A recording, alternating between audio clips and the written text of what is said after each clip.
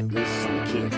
Now, all you ladies, I shoot from the hip. I was born with a stiff upper lip. Lock it down! Ladies and gentlemen, you are now listening to the mothership show of the More of the Same network, powered by all that is God and holy.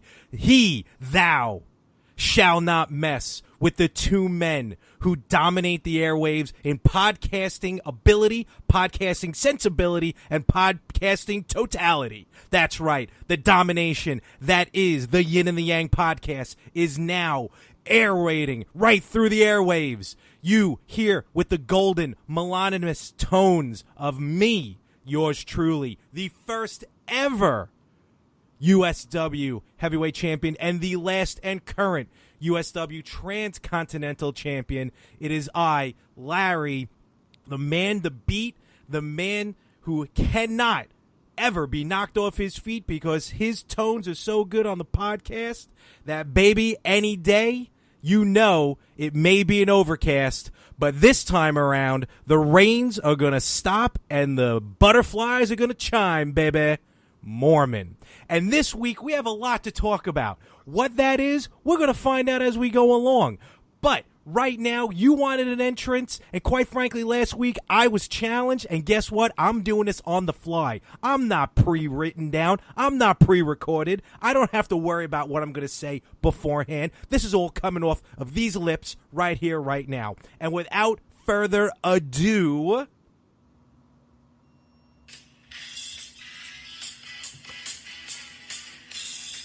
that's right, he is the Slammy Award-winning, two-time USW champion. He is all thriller, no filler, baby. And he is the man, the myth, the legend, Anthony. The ladies love him because that bald head makes him go wild. Chew. Wow. You know, I'll be honest with you about something here. For a guy who does not choreograph anything, you've heard me do introductions for now 24 episodes.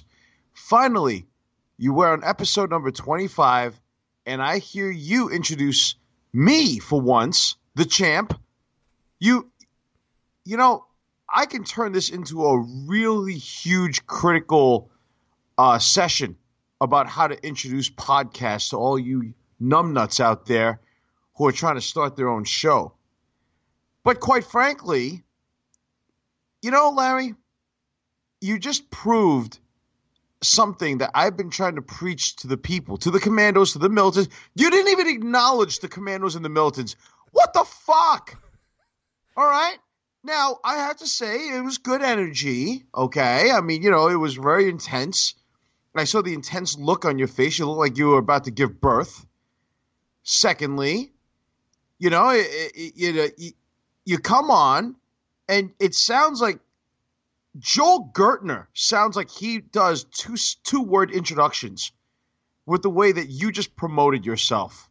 You promoted the living hell out of yourself. You don't know what the agenda is this week. The technical team is not, your technical team is not prepared you, obviously, which is not your fault. I'm branding them. I'm browbeating them. At least I can give you credit for the fact that, quite frankly, you did give me my old theme song coming down to the ring, Steppenwolf's Born to Be Wild. And then the introduction doesn't rhyme, which is fine. It's your creativity. Ladies do love my bald head, yes. But, my friend, there is a reason. And I give you an A for effort. I'm sure the commandos, the militants, give you an A for effort. But, my friend, there's a reason why I introduce, and there's a reason why you're the one who takes it all in. I blacked out there while I was talking in the beginning, so I don't know where I was going with this. You blacked out? Okay. I just started spitting, and, you know, I've been doing this for a while now, but seeing how I completely did everything off the cuff where you, my friend, are always prepared. And quite frankly, where are your notes for this week? Where are those original papers that you had for this week's episode? Well, you want notes? You want information? You want me to disseminate the information? You want me to extrapolate what we're going to do in this podcast? I want to see if you can, you talk about, right, you don't need to rhyme. You don't need to lay down the lyrics. You don't need to spit the rhymes, as the kids say nowadays. I don't even think kids even know what the hell spitting rhymes is anymore. They're listening to their Dougie Fresh and their, Who? Fresh Prince and DJ Who? Jazzy Jeff. Who? They're who? That's probably what the millennials are saying now. Well, Larry, you want my notes? You want my information? I think I did a good job, first of all. You really think so? Fans, I want you to write in, and I know it's early to plug that email, but at yinandyangpodcast@gmail.com, let Larry know how his introduction was. But until we get responses from the fans, you morons in the back, hit the music. I'm going to show you a proper introduction right now.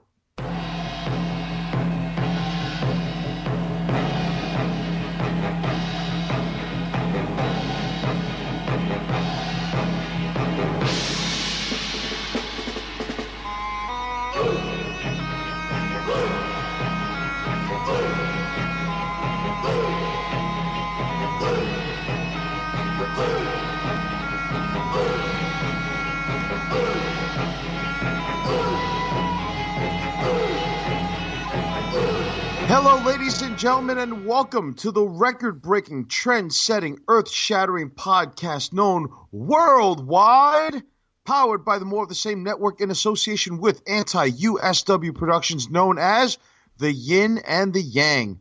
I am the former two-time USW heavyweight champion and lifelong martial artist, Anthony Chu, a.k.a. Chuzilla, the ultimate thriller. All muscle, no filler, baby. And you want information?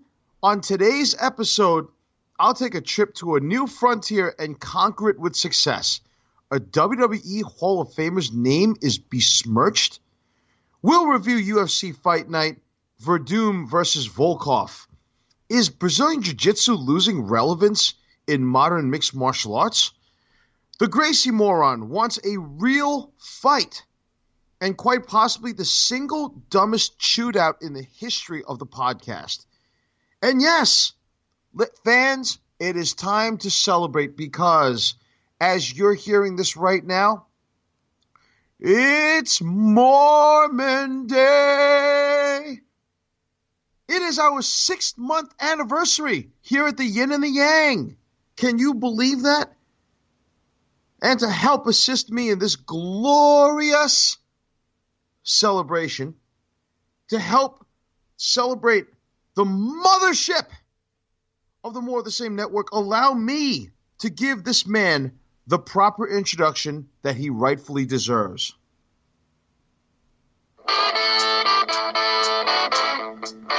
He is the man with Irish luck. In the line of fire, he does not duck, speaks his mind, and doesn't give a fuck. Your podcasting network just plain sucks. And yes, he is as funny, but he doesn't look like Uncle Buck. Stiff upper lip. Ladies and gentlemen, he is the owner, the guru, and the boss, my co-host, Mr. Co-host to you of the More of the Same Network.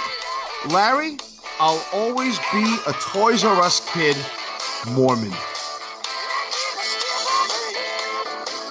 There you go. That's how we do it, baby. You're right. Though I did say, ultimate thriller, no filler. So I did get that in. originally. Oh, that's right. That's right. Yep. You did get that in, but that's how we do it, my friend. You listen. I bow as much as I am the sole proprietary owner of the More of the Same Network LLC, and with that, all subsidiaries there is and of, including the Retro Gamers, the Better Half, and the Yin and The Yang podcast. So, as the only definitive owner of the show, I do yield to the fact that I am your boss and master, but I do allow and understand the fact that you have a tremendous gift of introduction. Now, well, thank you. I don't know about the boss and master part. I could say boss, yes, but not master. Supervisor does not mean superior. Maybe the morons in our grind 5 days a week need to understand that, but that's a different story. Now, before we start the pod here, or before we get into any content whatsoever, can I ask where Ensign is? He is on a special mission. Seeing how he ate all of my ice cream. You didn't whack him, did you? He is now... No, but I've caught him doing that.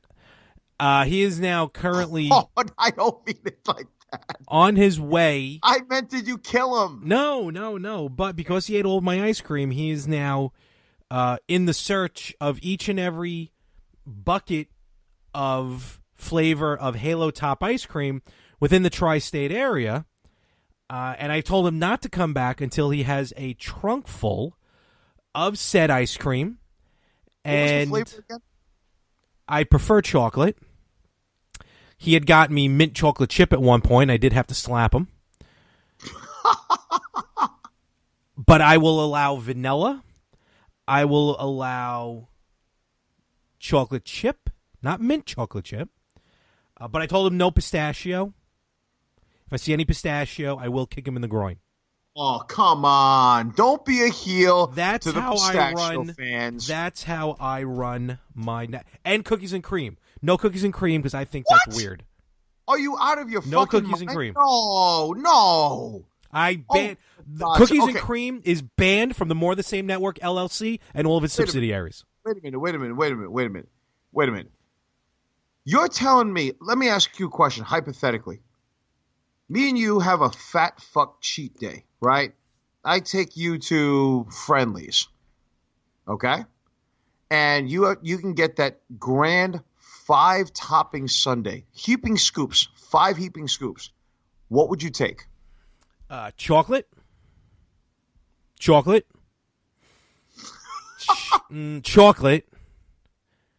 At this point, all right, I got 3 chocolates. I'd probably go chocolate. And then to round it out, to get that real base and that difference in flavor, chocolate. You are as one-dimensional as that jackass Ian Calderon prick who tried to eliminate straws in California, who was a victim of chewed out. Remember that fool? Oh, yeah. So you're telling me you would get 5 heaping scoops of chocolate? I don't really... divulge when it comes to the only ice cream, besides just straight up chocolate, the only flavors I like, if it's Cold Stone, I'll get the German chocolate cake. And if it's Ben and Jerry's, but they're a bunch of communists, so I don't really have them anymore. But when it used to be Ben and Jerry's, I used to get fish food. Okay, what toppings? Toppings, if I go to Friendly's, it's whipped cream and cherry. That's a must. On top of that, I will go caramel and walnut. So you do have some sort of personality. I like to flare it up a little bit. I do. I like to flare it up a little bit. Let's put it this way. If I had to really fat ass it up, 5 heaping scoops, I would say number 1 is pistachio, hands down. Number 2. What is going on here? Cookies and cream. No, that stop. No, Jeremiah, I want you to stop the show right now. Cut number the feed. 3. Why number aren't you 3. cutting the feed? Why aren't you cutting? Why is he still talking? Why are you not cutting the feed? He mentioned cookies and cream. Are we done? Seriously? Number 3. I wasn't going to say cookies and cream, but I'm going to say it again. Cookies and cream. Oh, a double. What? No, this is on you, Jeremiah. I don't care if your mother worked for me. This is on you. Number 4, cherry vanilla. I have nothing to say. Why are to you that. giving me the stone cold look? I have nothing to say to that. And lastly, just for you, Rocky Road. I love Rocky Road. Put another scoop in the jukebox, baby. Nope, those aren't even the words. Put another scoop in the jukebox. Hey, don't mute my... Thank you. You're a little too late. Hold on. You're a little too late, Jared. Put him back up. Mic him back up. You're too late because you'd already mentioned. Am I on? Am I on? All right, you're on. You're on. Well, God damn it. You're on. You know what? Hell, what are you playing games Hold with on. me over there? Just give me 2 seconds. Jeremiah, yes, I know your 92-year-old mother works the front office, but now she's fired. Okay? Nope, I'm kicking her out right now. Yes, she was staying in the pool house. No, her and her oxygen tank can go. Nope, I'm giving her 5 minutes to clear out, and that's on you. That is on you. You're a bad son. That is on you. Okay. You know what, Larry? I'm annoyed now. I have to you teach people. You know what I think of you? I think you're up. That's right. Yeah, now guess who's in charge? That's right. Now I'm muting you. Now I'm muting you. Okay. You know what? I'm gonna pod you back up. Let me pod you back up. Here you go. All right. And that's what I think about you, you son of a bitch. All right. The people, they did not hear that. They don't deserve to hear that. But you know what? For the better good, this is episode 25. Let's move on with the show. Let's give the people what they want. Who's Jeremiah? I don't know. He showed up after Ensign disappeared. It's weird, though. He kind of looks like Ensign. He just wears glasses. So I don't get it. Oh, boy. Okay. All right. Well, listen, we got a show to do. Oh, God. Oh, we have a show to do. Yes, it's only yes, been we do. 16 Yes, we minutes. Do. Well, listen. All right. For heaven's sake, let's just get on with it already. All right? So, you first ask me of how all, my week was? I'm going to until I'm afraid that you might mute my mic for a third time. Well, thank you for asking. My week was kind of, it was tough, a little rough, had some rough patches. Worked through that, had a wonderful St. Patty's Day and with my family, and I'm here today with you. And you should be so ever lucky. You know what you should do? Drink it in, man. As I'm rocking my new 4K system, paid for by the people of the More of the Same network. I mean, paid for out of my own pocket. Oh yeah, right. Let's the fucking the Ponzi money. That's it. That's where it's coming from. The Ponzi scheme money, right? By the way, I did ask your lawyers Dewey, Cheatham, and Howe, right? They asked me, do I want to do the foreword for your book that's coming out in the summertime? I probably screwed you too, the Larry Mormon story, and I rejected it because I don't want my name tarnished at this point. I'd rather do a foreword for the CEO of Enron. I love your outdated references. Because you make Enron look like a legit business. Now, what do we got on tap? Let's do a show. Getting on with it. No, wait a minute. You don't ask how my week was. How was your week? Well, I'm glad that you asked there, Larry. I really appreciate it, my brother. My week was long. 7 days straight in the salt mine.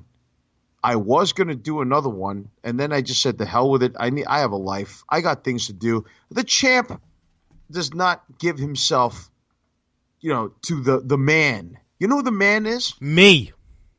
No. Well, you are the man, but the other man. Oh, okay. I gotcha. Kind of like what Jack Black said in the School of Rock. You know? Oh, right? man. Mr. Schliebly. Yeah. Right? Says he's like, don't, stick it to the man. Yep. Yeah. Well, there you go. So stick it to the man, my friends. All right. So now let me stop blabbering with bullshit here. So the week was long. That's all I've been doing. I've been really simplifying my life. So training for the competition, working out, meal prep. My meal prep was simple this week. I bought bagged salad and I bought a whole roasted chicken. It's as simple as that. Nothing wrong with that. Chicken and salad was my entire, food for the week. Okay. And was throwing in some fruits and that was really it. So I bought different salads. I made my own salad dressing, so that was the easiest meal prep. And I think that I may have to do it because I have another 7-day fun-filled tour of the salt mine, if you will. Mm-hmm. Now, tonight I was at Longhorn Steakhouse, and I just want to thank you for sending your chauffeur over to give me a ride there because the Devastator is once again in the shop. Really? Yeah, because now the windows are screwed up now. It's ridiculous, man. So when I was at Longhorn, I had the leanest cut of beef I can get, 8 ounces. I actually ate 5 ounces, and then I saved 3 ounces for the next meal. And I had steamed broccoli, so that was a good thing. Okay. And a salad. It's as simple as that. So I'm trying to drop the weight here, man. Getting ready for this competition because, I got until, end of October, to go down to 180. All right, because I want to compete in a specific weight division, But speaking of restaurants, I said earlier in the introduction that I took a trip to a new frontier and conquered it with success. So do you remember when I told you that I brought the Devastator in last week to fix the side view mirror because Mother Nature sent me a message? Yes. Okay, so since she sent me a very nice, friendly environmental message, I dropped it off, and I was at Freehold in the Subaru dealer. And I got to be honest with you, this is one of those parts of town where if you don't have like a vehicle or any way to get around by vehicle, don't walk. Don't be out there. Because what happens is, it seems though a lot of people were looking at me really weird that I was just walking down this busy intersection or this busy highway, freeway, whatever. And that wasn't a highway like you think, but their local roads, their routes here in New Jersey are pretty much considered a highway. Okay. Right? Because you're people driving 55, 60 miles an hour or faster, because you can never underestimate the stupidity of the majority of the New Jersey drivers who go like 10, 20 miles above the speed limit. And as I'm walking, I ask one of the jabronis who work over at the service department, is there a nice place to eat around here? And he says, well, I really don't know the area. You work there, but you don't know the area. Well, that's very, very quaint. So I decided just to, burn some calories, take some steps. I walked about a quarter to a half mile away, and then all of a sudden, to quote John Belushi or Jake Blues, Jesus jumping H Christ, I have seen the light. Do you know what was in front of me, Larry? Whoa, is that the Golden Corral? Yes! Okay. The Golden Corral, baby. Was Jeff Foxworthy there? No, but there was a guy who was eating there that looked like Jeff Foxworthy. Now, I stood there and I said, holy shit, I have to fucking go in here. It's all there is to it. I have to go in there. I got to eat in here. I got to know, what is the hype about this place? Because is it just another one of those shitty chain link buffets that everybody talks about and you go blah, blah, blah, something like that. And I thought about it because there's Hometown Buffet in Edison. There's a few others. I think there's one out by you, right? Old Country Buffet. I honestly don't. It's Long Island. Somewhere, they change their name, right? So it's interesting. I go into first of all, I take a picture, a selfie of me in the Golden Corral. I send it over to Larry. Larry's like, oh my God, sweet. So I go in there, right? This is how they work. You go now, for those of you who don't have a Golden Corral near you, like I did until they recently opened this place. Let's put it this way. You walk in. Right away, there are these advertisements for these specials of the week, specials that they have during lunch and dinner. Obviously, their menu is very different lunchtime and dinner time because they mix it up, right? They even have they have breakfast all day, really? Which is interesting. Yep. Wow. Now, you go to the counter and you ask, they ask you how many people, what are you getting, or blah, blah, blah. Obviously, you're going to go for a buffet, right? Yeah. You ask how much it is, and they ask, would you like a small size drink or a large size drink? Now, you don't fill the drinks yourself. What happens is the first serving, the first cup, you fill out yourself because there's a soda fountain. Mm-hmm. Now, when you sit down and after you paid for the admission into the buffet, you sit down and, there's a server that comes up to you and says, well, I'll be taking care of you today, which practically she didn't do much at all except for take my plates and fill up my drink, which I didn't have her fill up anything because I said, I just need water with lemon and leave me alone. That's it. Take my plates, whatever. So I put my stuff down. I go wash my hands. I come back out, and I don't want to give everybody a play-by-play, but let me just say this. This place is freaking huge. Really? It was like a Mall of America for buffets. It was freaking huge. I have never seen a buffet line where there's literally over 100, 150 selections. Wow. Which was insanity. It's nuts. Right? So yeah. Go in there, and they have this entire vegetable fruit buffet line, right, section. And each one of these sections, they have like a certain name for, like the Hacienda, the Far East, something like that, or Asia, or, something like that. You know what I mean? The Smokehouse, So this is how I eat buffets, okay? Before I even pick up a plate and anything like that, I go and I scout out what food they have. All right, so you get a feeling of what's there. Right. Now, I'm in a special predicament. It's not my cheat day, so I was very careful about what I ate. So the first thing I did was I went to the salad bar, and I made myself a big plate of salad, right? Okay. I did it my way, very light dressing, sunflower seeds, sesame seeds, black pepper. Did it my way. You know what I mean? Ate the salad. Got up, and I looked at the main courses. They have pulled pork. Like they have barbecue, because I think it's the Golden Corral started in the South, right? I would imagine.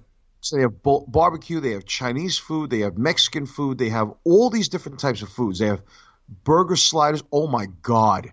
They had these bacon burger sliders with cheese that was unfreaking real. Really? I didn't eat the bread, but I ate because the bread wasn't that good anyway. It was very generic. But I ate the slider. Ha, ha, ha, ha, ha. It was like, this is how I did it. Since I'm watching myself eat, right? I basically took 2 plates, and I pretty much took a little sample of everything that I wanted. You know what I mean? Mm-hmm. By the way, their Chinese food, I'm not going to lie to you.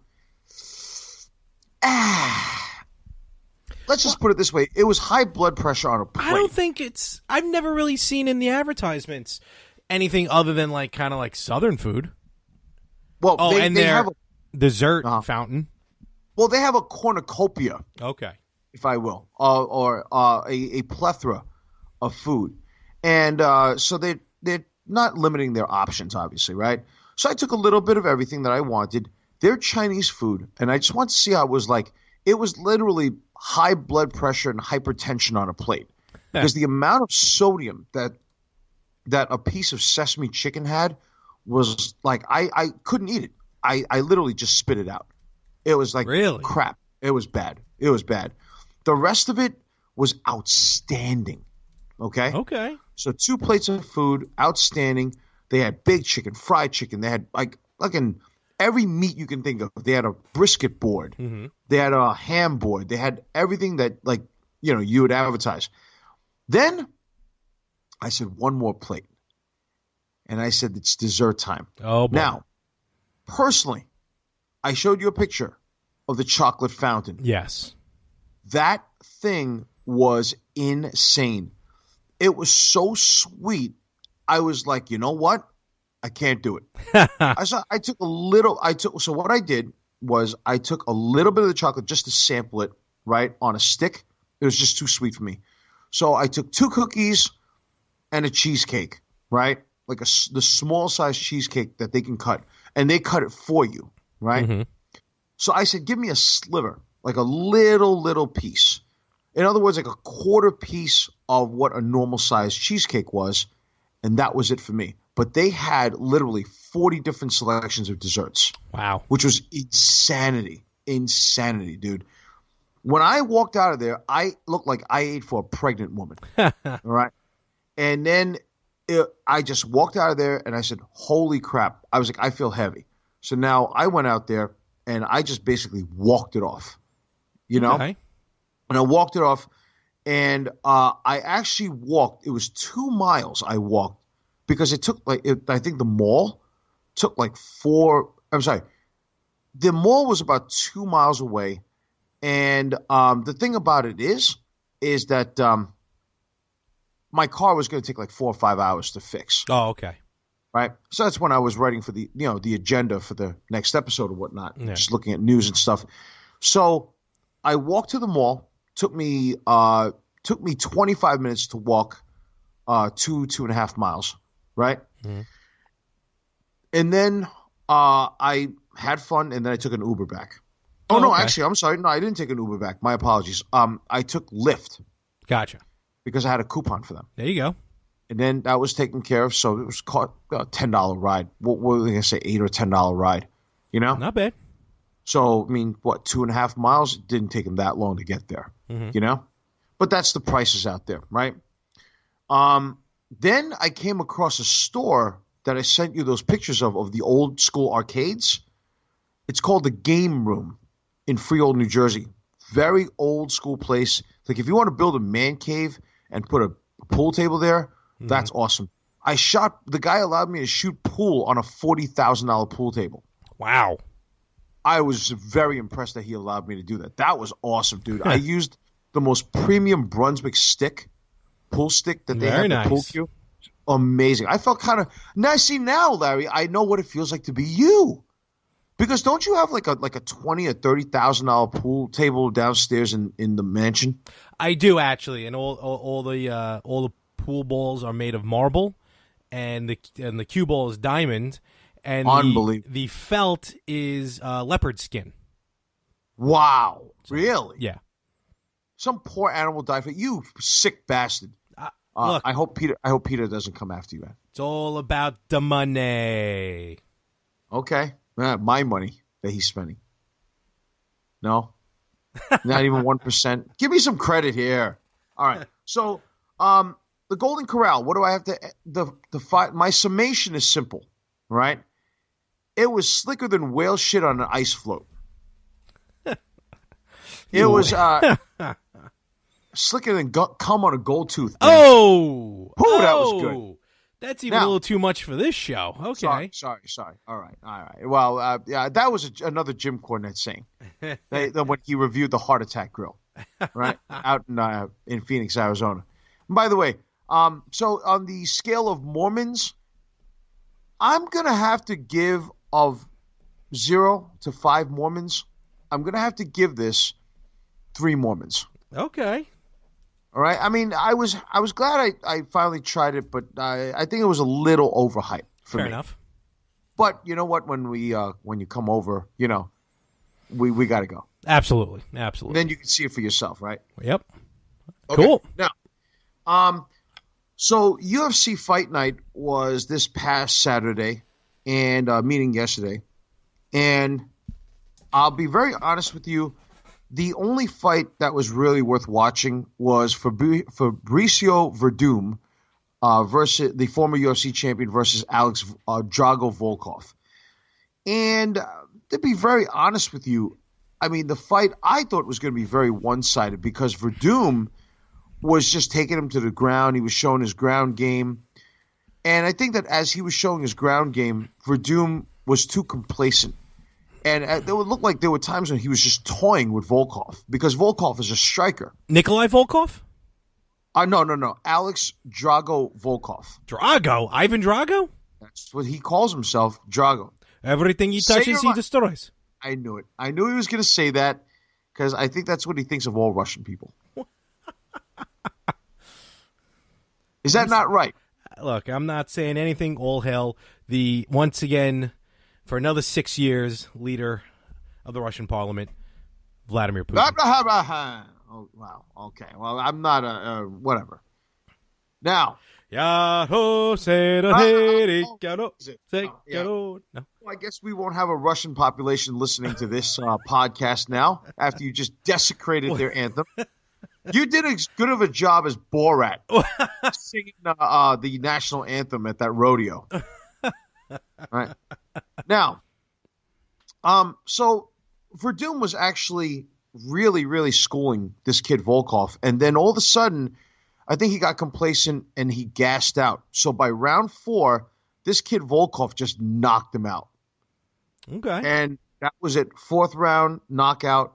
And Volkov was actually saying something during the lead up to this fight, and which actually segues perfectly into our next topic, which is he feels that Brazilian Jiu-Jitsu is actually losing its footing in modern mixed martial arts. Really? Now, who are some of the top names in Brazilian Jiu-Jitsu? Yeah. Okay, so obviously, and I'm not a fan of theirs, but I have to give credit where credit is due, are the Gracie family. Royce Gracie, Renzo Gracie, Helio Gracie, all these other guys. They're street fighters that took an art and turned it into a, formalized art. Yeah. I really kind of feel like they're, you know what? I don't want to upset anybody, but I have a story about Renzo Gracie, so I'll talk about that in a moment because that segues into the next thing. So you wonder why Volkov said that BJJ is actually losing its footing in mixed martial arts in the modern day era. He said that what it is that at one point in 1993 when the UFC came out, he said that, over 20 something years ago, if you had Brazilian Jiu-Jitsu, you were possibly going to win more than likely than anybody. But the problem is, the Gracies never really taught anybody so it was kind of like a well-kept secret. And then everybody started learning their tricks, started learning the art, and they wanted to expand their art. So Rory and Gracie created the UFC and just to prove that their art was superior over others, at least in my mind. So the rules are actually even made for Brazilian Jiu-Jitsu guys.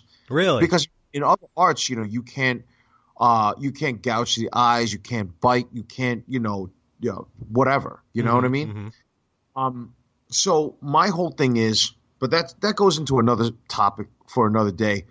But he feels that, so Volkov feels now that in the modern day era, it's not this novelty anymore where it's such a secretive thing. Everybody knows it or everybody has some sort of background in it. Mm-hmm. When you look at a lot of the guys, like Fabricio Verdum is a high-ranking, Brazilian Jiu-Jitsu guy. Matt Serra out in East Meadow. Oh, yeah?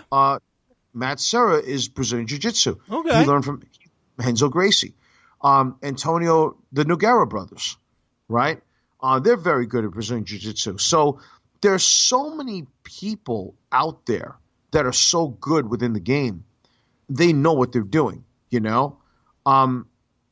GSP does Brazilian Jiu-Jitsu, So he feels like it's losing its footing. And I wouldn't say that it's losing its footing, but on that same notion, it seems though it's a standard background piece because the grappling art is so good, right? But then again, in a way, you got to say this kid may be right because when you look at it, okay, there's no submission of the night anymore in the UFC. Really?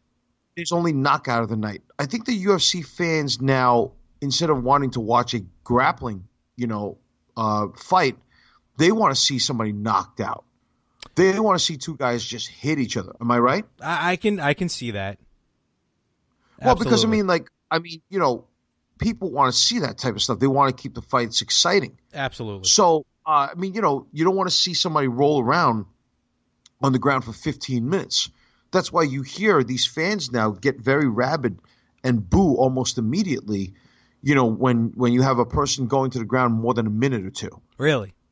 Yeah, well, look at any fight now. Even the Bellator fans, at least the Bellator fans are a little bit more respectful and they understand because they have a lot of BJJ practitioners out there. And I think that a lot of their fight fans, their Bellator fight fans and the UFC fight fans are very different base. Mm-hmm.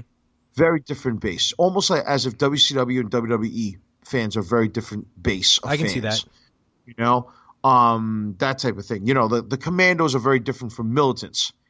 But, you know, we still fall under one banner, which is the Yin and The Yang podcast, right? Absolutely. And so, I mean, look, it's a matter of perspective to me, you know, as far as what Volkov thinks. I mean, I really don't know. I've taken some classes in Brazilian Jiu-Jitsu. I'm more of a judo guy, but they're very closely related. It's kind of like a cousin art. You know? And let's dispel something right now. I'm so sick and tired of hearing this bullshit about how judokas, meaning people who practice judo, are supposedly – there are these people out there who put this out there and they say, oh, well, if you practice Brazilian Jiu-Jitsu and you have a black belt, that's the equivalent of 2 blue belts or 2 brown belts in judo. Or if you have a black belt in judo, that's you're an equivalent of people who are halfway as good as Brazilian Jiu-Jitsu. It's an equivalent of like a purple belt. Bullshit.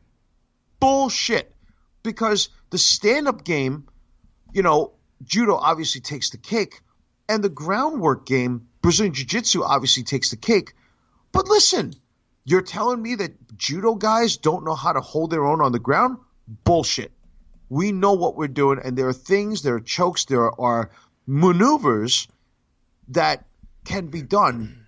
And I'm tired of hearing this shit about people saying, oh, well, my art's better than yours, and this art sucks, and this art sucks. Listen, you don't know that, and that's why Bruce Lee said to practice many disciplines so you become well-rounded, you know?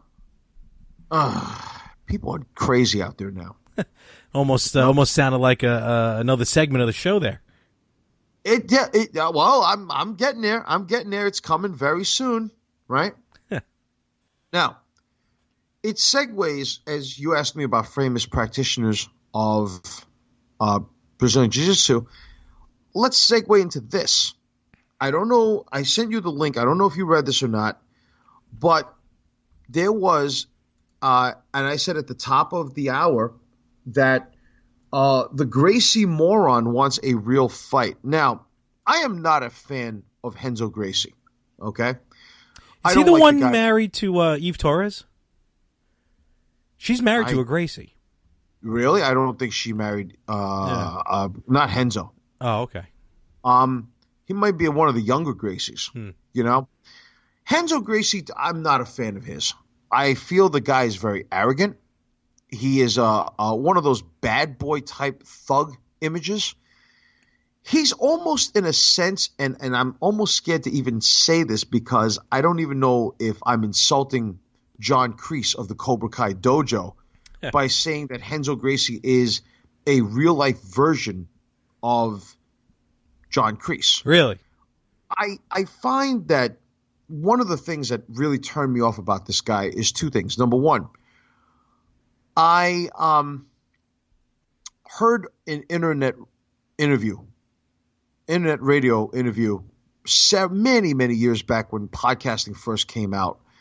And somebody asked him, well, do you feel that Brazilian Jiu-Jitsu is like an ultimate art or a supreme art or something like that? And he said, well, if you don't believe it, we got schools everywhere. Walk in and we'll just break your fucking arm. Wow. Really?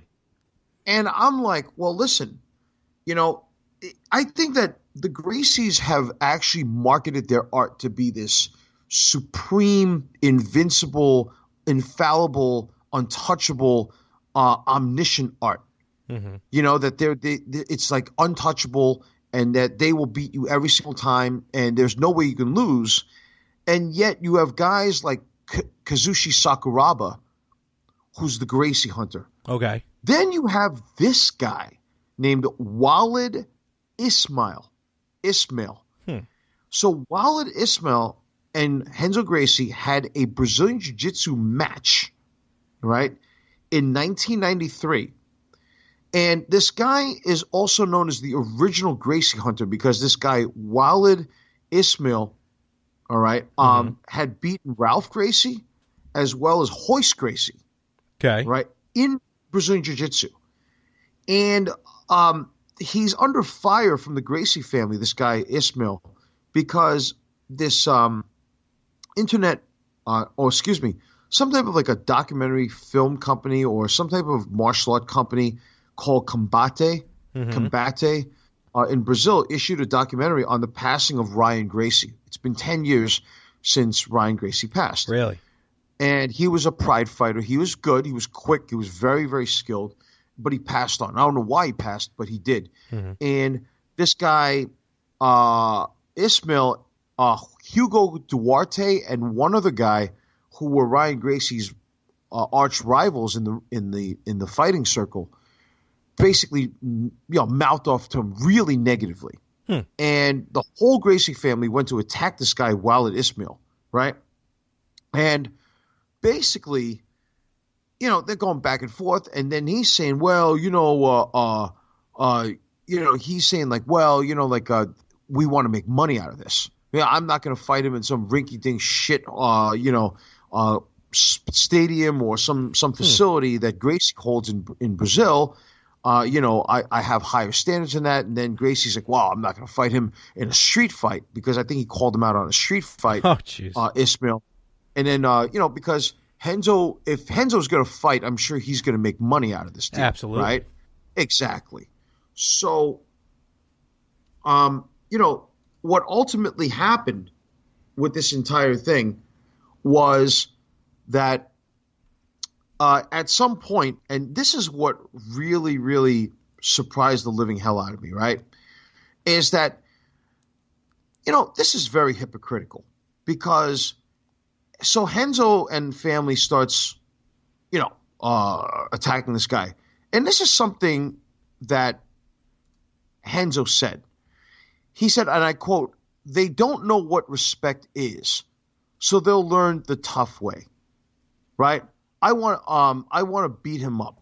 I'll go after him and catch him in any corner, just like that, and I'm being gentle. Now, they're both 50 years old, okay? So, and if he's and so basically, right, he also goes on further by saying here, he's open to trading punches, but he wants to do it in the right way. So Ismail responds and says, if he's a man and not a coward, he'll fight me the way that men fight in a ring, right? Cowards call their friends and fight in groups. Renzo's side of the family always did that. And if he wants to fight, he says he's coming, so come and fight, right? Now, the thing about it is that I think both of them wants to make, $1 out of this deal. Might as well. Right? If you're going to beat each other up, might as well. Right. But the thing about it is, and he says Ismail's not down to fighting Gracie in a gym or in a street fight, and neither is Gracie. And he said he's open to facing him in neutral territory, citing Gracie's good relationship with the Abu Dhabi government, right? And he wants to get beat and pocket some money. Gracie laughed, and he never changes. Well, first of all, what does Renzo Gracie know about respect? This coming from a guy who said, "We'll break your fucking arm," right? Secondly, I've met this guy, and to be very honest with you, he's arrogant. And one time I asked him this question. I said, let me ask you this. I said, hey, Renzo. I said, and I didn't say Mr. Gracie, nothing like that. I said, hey, Renzo. I said, let me ask you this. I said, in Brazilian Jiu-Jitsu, it's mostly a ground art. What do you do if you have two guys coming at you? He goes, well, if you don't think that my art the Gracie Jiu-Jitsu is the best, but how about we get in the mat right now, and I'll prove it to you. I said, okay, well, I'm going to bring my friend along, and he's going to do whatever. How's that? Wow. And he basically just got up and walked away from me, and I think he was cursing me out too. And I'm like, look, and I'm just like, hey, if the guy wants to come at me, well, come at me then. I'm fine. I'm okay with it. I will defend my art because he wants you. His entire family wants you to believe that their art is the greatest thing on earth and they're untouchable. And and they want to market it as the begin all end all. And I'm not buying it, man. I mean, even though my teacher once said that BJJ is one of those arts that's supposed to be, great for the ground, I think I'll stick with my judo. But I'm also open to learning Brazilian Jiu-Jitsu because I think it's a really good art. Mm-hmm. I just don't like the representatives of the people who started it who mouth off like that. Okay. A martial artist, in the dojo doesn't really speak like that. I can see that. Then again, you look at me and you ask me, why do I curse? Well, I'm a martial artist. Why do you curse? Well, I'm number one, I'm doing a pod. Number two, I'm just saying how I feel. But if I was in front of my students, I would never do something like that. I would never curse in front of my students because I want to set a positive example. I want them to be and do better than me, and so let me set an example and then allow me to have them set an example one day, Mm-hmm. So, Larry, let's talk about a topic that you know quite well. Oh, okay. So I said that a WWE Hall of Famer has their name besmirched. All right? So you may wonder exactly what I'm talking about. Well, Wrestling Incorporated came out with an article that says here, WWE WrestleMania sponsor says Fabulous Moolah's Battle Royal name is, quote-unquote, unacceptable. Yes. Right? Now, do you know exactly what company is saying this? People who have worked with Moolah. And this is kind of a little bit new to me. I didn't realize. Me neither. I've never heard of this before. But apparently there have been a lot of women who trained under Moolah who said that pretty much all this stuff is true. Wow. And what they're saying is how she manipulated these women. And this is when Moolah was a trainer. So this has got to go back to the 70s, At least 80s. 40, 50 years ago. No, because she was active. I'm thinking more of a trainer. Maybe not when she was actually wrestling or learning to wrestle. Well, okay, go ahead. Sorry. I was going to say, some of these women are saying how, she shortchanged a lot of these women on paydays. She took a lot of their money. There have been accusations of Moolah actually pimping out these women. Yep, exactly. On the road. Yes. And the outcry by the fans and people just saying that why would you name this battle royal after Fabulous Moolah caught the attention of the sponsor of WrestleMania, Snickers. Now, Snickers is sponsor. Yeah, they're promoting WrestleMania. They're presenting WrestleMania, if you will, for the third or fourth year in a row.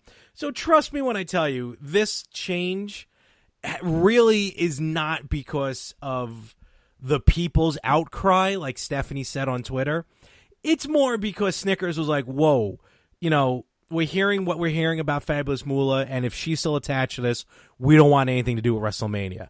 So okay, but why now? You're right. She's been recognized for so long. Keep in mind, now, let's not take anything away from Moolah. She's an NWA Hall of Famer. She's an NWA she's not a WWE Hall of Famer. She's also a 4-time WWE Women's Champion and a 5-time NWA Women's Champion. She won the title in her 70s. Right? Exactly. Well, that was bullshit match. But still, hey, listen, she is recognized at 75 years old to be a women's champion. Yeah, I don't know why now. Maybe just because it's out there now. Maybe because of the whole Me Too movement. It's not just men doing it to the women. Obviously, it's women who did it to the women. Well, it says here. I'm sorry. Go ahead. No. It's all right. Go ahead. It says here that in this article, it says here, Moolah, who passed away at the age of 84 in 2007, has been accused of corruption and, quote-unquote, pimping out female wrestlers during her era. Luna Vachon, Wendy Richter, Leilani Kai, and others have discussed Moolah's checkered past, with several of the allegations being denied by Moolah, obviously. Moolah would send – now listen to this. According to Janine Miosif, a former student of Moolah's, briefly wrestled as Mad Maxine, told Slam Wrestling in 2014 that Moolah would send girls out to this guy in Arizona and pimp them out. I actually spoke to him on the phone and asked him what he's looking for, and he said, if I'm spending all this money, you know what I want. That was part of Moolah's way of making money. She was just a bad person, and Moolah didn't have a good bone in her body. The son of an African-American female wrestler, Sweet Georgia Brown, who passed away in 1989, also told some disturbing stories to Free Times in 2006 that of his mother's experiences during the time that she trained and worked for Moolah. Brown was Moolah's first black student, and her family implied that Moolah and her common-law husband, Buddy Lee, would exploit her physically and financially, right? In Change.org, there was a petition of the to change the Battle Royal's name that had nearly 10,000 plus signatures. And it's just like, huh? I mean, like, so again, why now? Probably because they feel maybe a lot of this is coming out in the I don't know if there was a documentary or something, because I don't remember hearing about this. And with the the landscape that it is today, I guess people just don't want such another first. We've had the Andre the Giant Battle Royal, but there's never been a prominent women's Battle Royal. Now, it's different from a Royal Rumble, but right. A prominent Battle Royal on a pay-per-view for women. And if they're going to name it, I guess they just didn't want to name it. Now, again, it's not because if the WWE would start listening to the WWE Universe, then we would not be having Roman Reigns versus Brock Lesnar for the Universal Championship. So yes. Don't, again, like I said earlier, this is really more a move because Snickers was going to pull out from sponsoring WrestleMania. So it was a complete business decision, not just we hear you, we want to make the fans happy. But with that being said, now they have a trophy with Moolah on top that they're never going to use. And, they made that video package of Moolah. So it's going to be interesting how they're just going to call it a women's battle royal. So why not? Okay, but then what I don't understand is why isn't the WWE creating the Sherry Martel? I think battle because royal? already, because they already promoted it for like 2 or 3 weeks as a fabulous Moolah. So it would be kind of weird to completely change it to another name as opposed to just taking the person's name away. Maybe next year. Next year they may do that. All right. Well, let me ask you this question, and I'm not going to. Please apologize ahead of time, fans. For those of you who do remember this back about 11 years ago, and I'm going to do a comparison. It's going to probably be a horrible one. Okay. But if these allegations about Moolah are true, and let's just say that they are, okay, that she's hurt people, harmed people, pimped people out, corrupted, had corruption running rampant, shit like that, right? Now, let me bring up another name, and I'm gonna ask you a question, okay? Chris Benoit. Now, I know you're not a fan. I know you don't recognize Chris Benoit in any manner. You don't like the guy. You don't respect the guy for what he did, obviously. Okay? Now, let me ask you a question now, okay? The WWE refuses to acknowledge Chris Benoit. All right? You do the same. You don't acknowledge Chris Benoit. I do. Right? Because I don't acknowledge him. Well, now wait a minute. A couple of episodes ago, I mentioned the name, and you said who? Who's that? God, I was joking. Oh, you were? Oh, I thought you were serious. Okay. Well, my apologies. Now, don't get mad. Not get mad. Don't play heel. Stupid thing to think. Right? Well, I'm saying, okay. Now, the WWE does not acknowledge Benoit in any manner. They don't acknowledge his accomplishments and whatnot. Now, question is, should they do the same for Moolah?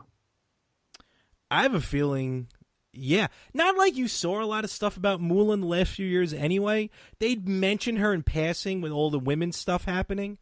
But, she's kind of, if you ever noticed, really, it's all been Mae Young. The Mae Young tournament. Yeah, exactly. And they're always talking about Mae Young. And I kind of noticed that the last few years, but just more like, they always talk about Mae Young more than Moolah. I wonder why. Maybe they knew. Like, maybe the boys, quote unquote, in the back. Now it's coming to light. And maybe, now it's coming to light because it's not like they can call the Mae Young Battle Royal because they already did the Mae Young Classic. Right. And I think with Mae Young and Moolah, they're old enough where you would give them the tribute as opposed to Sherry or maybe even Medusa, Alundra Blaze in WWE. So I can get where they were going with it. And they probably they figured, all right, maybe let's see what happens. Or they just didn't think of it. They just said, all right, well, we already used Mae Young. We can't use her twice. So go with Moolah. And this just, again, kind of for me came out of nowhere. But what I'm saying is that after, let's say, this Moolah Battle Royal, do you think the WWE should acknowledge her anymore? I don't think they're going to because, like I just said, I don't think they really have been in the last few years. Well, I mean, quite frankly, like Chris Benoit. Okay, well, obviously Chris Benoit did something that nearly destroyed the business. He killed his wife and his child. Yeah, right, exactly, which is sickening. And why he did it, when he did it, how he did it. What I'm trying to say is this. Well, yeah, but what I'm saying is that is pretty much irrelevant. What I am saying though is that it's a fine line because I compare him to Moolah because. Moolah, if this is true, she really hurt a lot of people. Mm-hmm. Now, would I recognize her accomplishments as a performer like I do Benoit? Oh, absolutely. Absolutely. But let's make it very clear. I don't endorse anything outside of that profession of both of them. I don't endorse anything of how they live their lives and what they've done to other people because it's sickening, right? Now, I was listening to Talk is Jericho. That's another podcast I listen to, right? Mm-hmm. And I listen to it while I'm driving because I have a long commute. And he did 2 episodes, one with Woman's Sister. I think I remember that one. Right. So he did that, talking about his 10-year anniversary. And then he did another one recently on another anniversary or something like that, or the day of or the week of. And that's for a whole topic for another time, right? But, I mean, as far as Moolah's concerned, I think that, yeah, you're right. They're going to do away with this because they're going to give her the respect that they gave her or whatever, and then they'll never mention her probably ever again. Here's also the major difference, which I still think is the difference even with Chris Benoit. If Chris Benoit only killed his wife, Nancy, woman, as we know her as, yeah, that's another adult... It's still bad. Don't get me wrong. It's still terrible. And they probably still won't mention him, but they probably wouldn't have gone out of their way to try and erase him or just try not to talk about anything with him if he didn't also kill his 8-year-old son. Because it's almost like, was you know what I he mean? 8 or 10, Daniel? Either or. Don't really matter. Right. Either or. He was a child. Yes. Yes. Adult and adult, that's one thing. Still terrible. And he killed himself, too, so, again, terrible. But the fact that he also took out his son, I think that's what really put the icing on the cake. And right. It's also, and I mean, this is going to come out weird. It's going to come out sounding wrong, but I don't mean it this way. It's just the only way I can put it into words and compare it. But it's one thing if you actually murder someone and then kill yourself versus... taking someone's money, all right, look, pimping them out, terrible. But people, they are still alive. They're still breathing. Again, look, both horrible, horrible situations, but it's like, you know what I mean? Like murder is top level and then taking people's money and pimping them out is like maybe right below it, a little below it. Meaning it's 2 different impacts of how people would think about it. Again, both still terrible. But I just don't think they're going to go completely out of their way to erase Moolah like they did Benoit because, honestly, I hate to say it, time is doing that to Fabulous Moolah. You know what I mean? Chris Benoit did it. He was still contracted. All of that was fresh. All of that happened right then and there. They gave him a tribute for crying That's out true loud. too. Yeah. Where Moolah, Well, but at that she's out of point, the- they didn't realize well, no, what true, really but I'm happened. just You know? correct. But Moolah, that's time fleeting away, and that's going to happen to Benoit soon, also. Right. Well, not soon, but eventually. Right. Exactly. And, now, look, Benoit's still on the network, but it's fun. I was watching WrestleMania 20. I was watching when Benoit won the title, and all they say on the description is, triple threat match for the World Heavyweight Championship. For a while, that wasn't even an option. You just had to fast forward to it. And they only have photos of like Triple H and Shawn Michaels. They don't show Benoit, but they still show Chris Benoit, except they showed the part when Benoit and Guerrero hugged each other, but they don't show the after the fact when Nancy and his son were in the ring celebrating. So they cut that out. well, yeah. For obvious reasons. I mean, with Moolah, now let me ask you this: do you take Moolah out of the Hall of Fame now, or do you think she's earned her spot there? I don't know. I mean, it's weird. I don't think anyone should be removed from a Hall of Fame in that aspect. It's one it's thing. Just like that. It's just like that girl. What is it? Marion Jones, whatever the hell her name was an Olympic, whatever the hell, and she did some corrupt shit. Like she took steroids. She gave her back. She had to give her gold medals right, back. She had to give all her gold medals back. But that's I think also.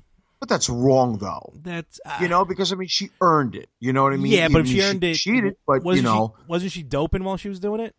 I think so. All right, so that's like what's his I face think. with the bike. I'm That's like not Lance sure. Armstrong. Takeaways wins because he was probably on enhancements. But that's also let's call a spade a spade. That's a little different than professional wrestling. That's actual competition. Do we take away the Patriots 5 Super Bowls then? Well, nothing has ever come about that. So I'm kidding. kidding. I'm So, kidding. He's mad. Quite frankly, I'm sorry. They should take away all of Pittsburgh's, or at least Why? ones that Roethlisberger won. Why? So, what do you mean? So, I don't think they should take her out of the Hall of Fame. But again, they're just not going to promote her. She's already in there. Again, it's a different level of evil. Unlike Benoit, who I don't care what he's done in the ring, he does not deserve to be in the Hall of Fame because of what he did. Because there is no way in hell you can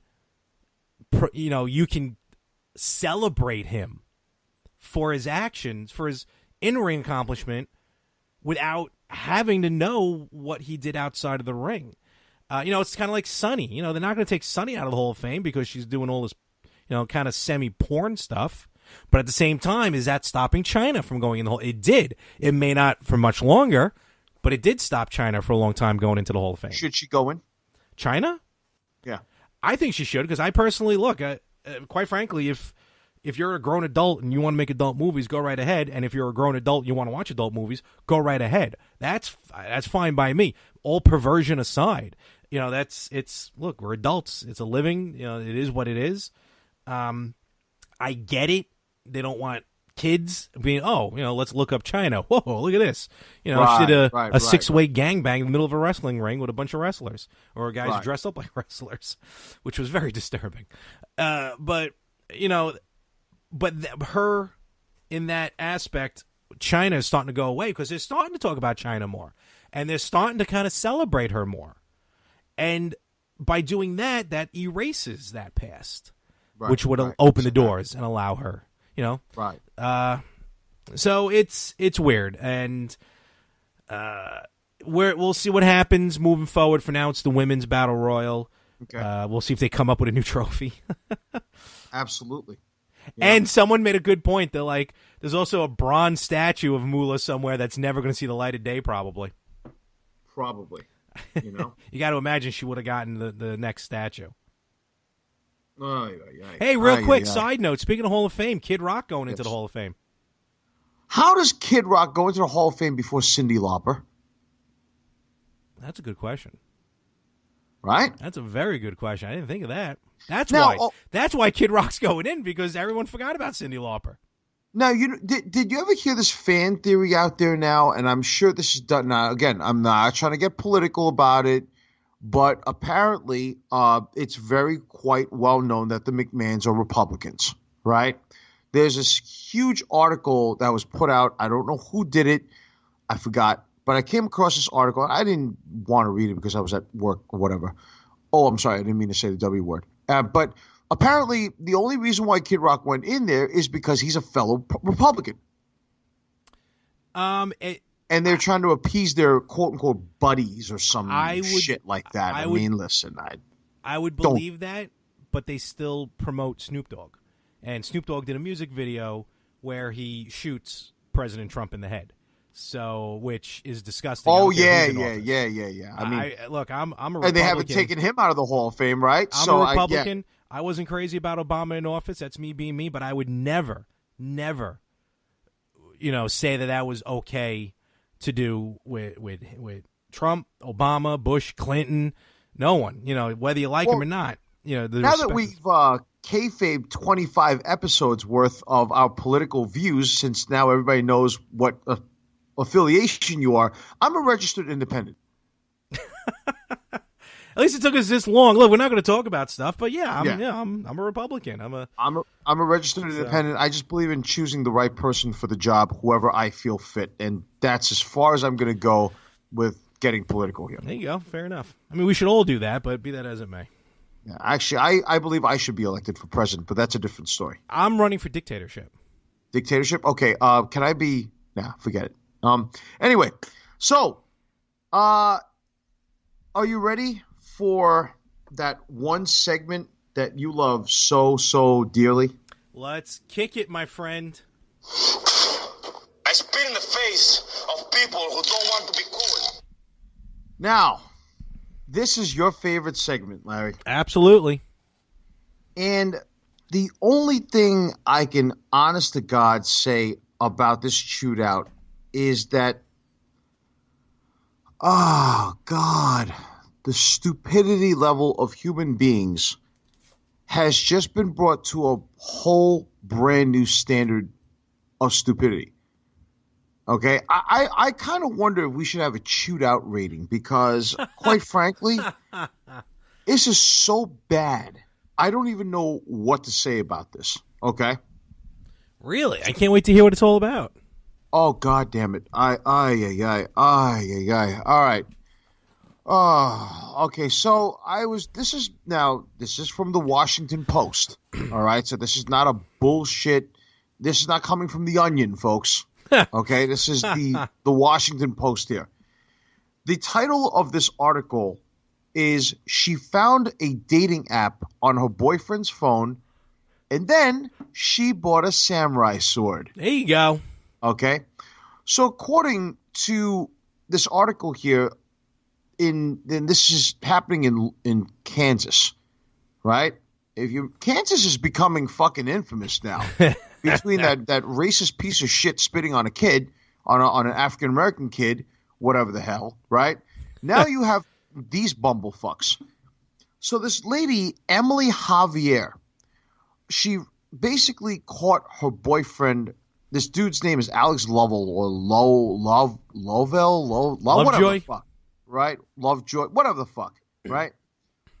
She basically caught her boyfriend supposedly having signs of cheating on her, okay? And what did she decide to do? She decided to buy a samurai sword and stab him while he's sleeping. Ooh, while he's sleeping. Should I save this for the better half? Actually, this should actually. I'm going to send you the link to this, and and then you guys. I would love to hear the world's greatest cynic. And by the way, I heard what he said about me. Oh, I'm only joking, Jude. Oh no, he was not joking. You're right. I have no wife. I have no girlfriend. Yeah, I have no life, Frank. I get it. Yeah, I'm just a lonely prick piece of shit. All right, that's just broadcasting his because. Your podcasting network, your podcast is the one that funds my little silly hobby here, right, Frank? Yeah, I'm sure. Thanks. And right afterwards, I'm going to go play with my. I'm sorry, nothing. I'm going to go play with my Xbox. I'm happy you listen. I don't think it was said in that vein, but yeah, I'm sure. Yeah, hi Frank. It's nice to see you too. Yeah, and it's nice to hear from you as well. I'm so glad that you speak so well of me. And yes, I do listen to your pod, even though you don't listen to mine. But I'm just a lowly fucking Paul Blart Mall cop wannabe, right? Yeah, all right. Thanks. Fucking thanks for making fun of the human panda. Anyway, getting back to this shit fest here. All right. So she caught this guy cheating. It was Tinder's on his phone. He had scratches on his back. A girl's hair was found in the shower drain. Oh man! Right, and basically, this girl started to hack this guy Lovell's phone. Right. Mm-hmm. So this fucking douchebag. So first of all, the guy's already in the wrong. He wakes up to his girlfriend of 2 years, attacking him with a samurai sword. He claims that survival instincts kicked in, mainly martial arts training and all the kung fu films that he watched clicked immediately in his mind. Listen to what this bumblefuck piece of shit had to say. He said, quote, and I quote, "I was able to Wing Chun my way out to survival." Really? Right? And he said that I eventually wrapped her in a bear hug, and I saw the look in her eyes, and it scared the living shit out of me. He says poop, right? He scared the living poop. It scared the living poop out of me, and he told the news outlet. I told her I loved her, and she was killing me, and she needed to call the police, so she did. She called the police on herself, and when 911 called, he claims he was going to die, and she basically stabbed him and pretty much got scared that she thought she killed him, you know? Mm-hmm. Well, a real samurai sword is sharp, all right? When she called, the 911 operator was in shock and said, "You used the sword?" Right? So now, all right, when the police arrived, they found this fucking prick curled up in a blood-spattered bedroom, right? Mm-hmm.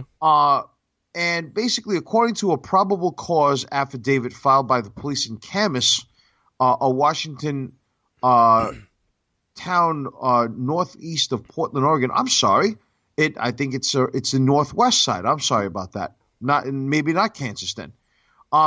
This remarkable prick survived. All right, he almost lost his index, middle, and ring finger of his hand. Wow. But in the interviews this week, and this is where it crosses over to the retro gamers. Oh, really? Yeah, listen to this. The competitive video gamer sounded happy to be alive. All right? And I quote, "I was just so proud for beating the samurai wannabe crazy lady with hate in her heart," said the 29-year-old Oregonian live show. "I've been preparing my whole life for something like this." Huh. This fucking prick. Oh my God. All right. So this lady pled not guilty to this week for first-degree attempted murder that she's allegedly been preparing. She had a samurai sword and 2 other swords as a backup, hidden and taped to the bed. Right. Wow. This fucking piece of cocksucking shit. This guy, Lovell, whatever, is known as quote-unquote Biggie in the local gamer scene, is an avid video gamer player of a Player Unknown's battleground. PUBG. I've been playing PUBG. Have you? Yes. Have you met this? Have you interacted with this asshole? What is his name again? Biggie. Doesn't sound familiar. A multiplayer online fighting game. As he told the news source, as he told the news source that he's been recently logging in 12 to 13 hours of game playing time per day, and the regimen also required exercises for his hands, wrists, and shoulders, and practiced mouse moves and techniques to maximize performance. Right? Loser. I wasn't a sweaty nerd, more of an athlete, an ETHLETE. Yeah, it's. I don't know what the fuck that is. Esports. Oh God! All right, now listen to this. It gets even better. Oh, Let's man. thicken the plot. All right. She said, "I just thought I was going to stab him while he was sleeping. I didn't know it was going to get to this point." Right. Now, this is, I shit you not, what this guy says in the last words of this article, right? Basically, Lovell denied that he was unfaithful. I barely had time to hang out with my girlfriend, let alone another girl. I didn't see it coming, but it makes sense that it happened. She obviously didn't want anyone else to have me, so thus coming up with a samurai sword, right? He suffered wounds to his feet, legs, torso, and neck, and his head. How many times did she stab him? I don't know. His right arm is in a cast, and members of the local gaming scene set up a GoFundMe page for his medical bills. The fund is just $2,000 shy of its $10,000 goal after 10 days. Wow. All right. She remains in custody, right? Now, listen to what this guy says at the end, right? Okay. When they asked him for a summation, this low-life dumb fuck basically says, quote, and I quote, "The feeling I had when I won the fight with my bare hands with her is absolutely the best feeling," Lovell boasted this week from the hospital. I've played all the sports, won big games, landed some decent tricks on my snowboard, but this was better. What the flying fuck, folks? Oh, man. What the fuck do you have to say about this? Because this is, I am, oh my God, I don't even know what to think anymore. Is it true that maybe George Carlin was right? Too many stupid people survive childbirth? Some people got their priorities. This fucking moron thinks he's in a fucking video game. First of all, you dumb shit, you did not use any form of Wing Chun whatsoever, because I don't give a shit what Chun, what Do, what fucking jujitsu, whatever. You're not going to survive a samurai attack or samurai sword attack for that matter. Okay. So I don't give a shit what fucking art. And for you to even mention the art that I've given over 20 years of my life to, go fuck yourself. Secondly, all right, you're telling me that there are stupid people out there who basically raised $8,000 out of $10,000 on a GoFundMe page to fund this dumb bastard's fucking recovery bills? Thirdly, all right, he sounds like he's, first of all, either high, drunk, maybe both, and he thinks he's in a fucking video game. Literally. That's a little weird. He thinks this is about the equivalent to those fucking morons like Billy Bob in the fucking in an Elks Lodge somewhere, preparing a fucking local militia in case they need to fight the government to take their government back. Do you know how fast those dumb bastards would be smoked by a government drone before they clear leather? They wouldn't even know what's happening. Exactly. This idiot thinks he's trapped. He sounds like he's trapped in a PS4 or an Xbox game. What the living hell?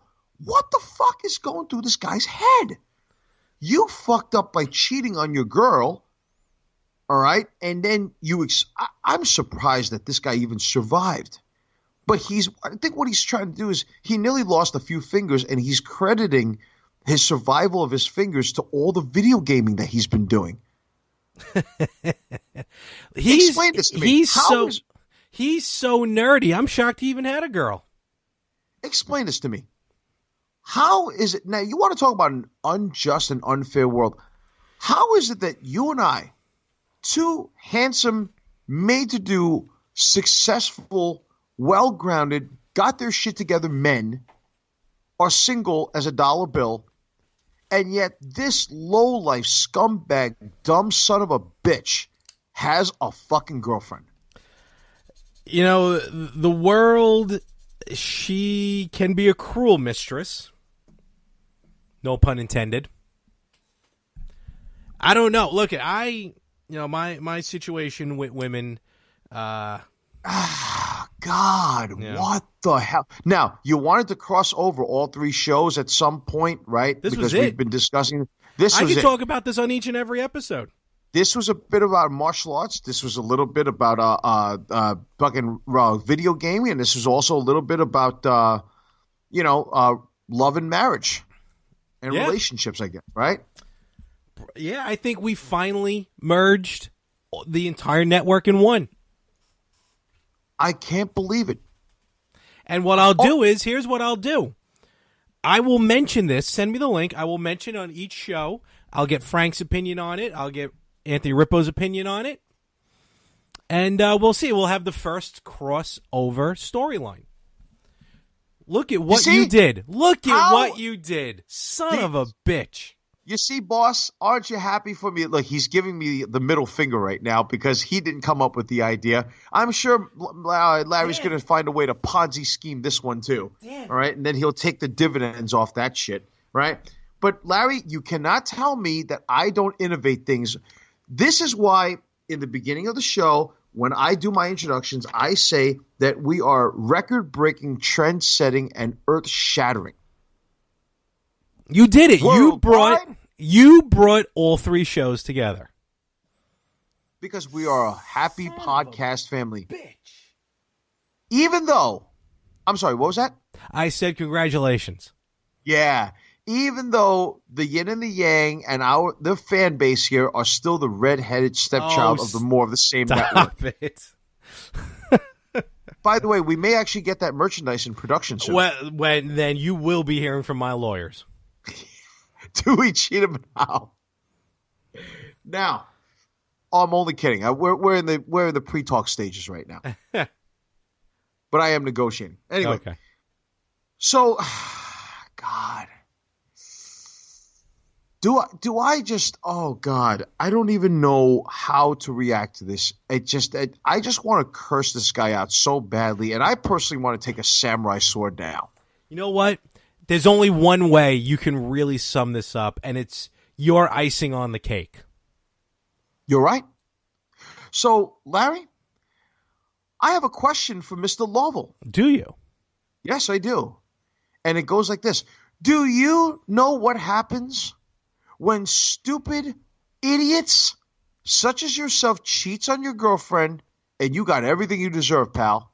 You disgrace martial arts. You disgrace the fucking the fucking gaming community, all right?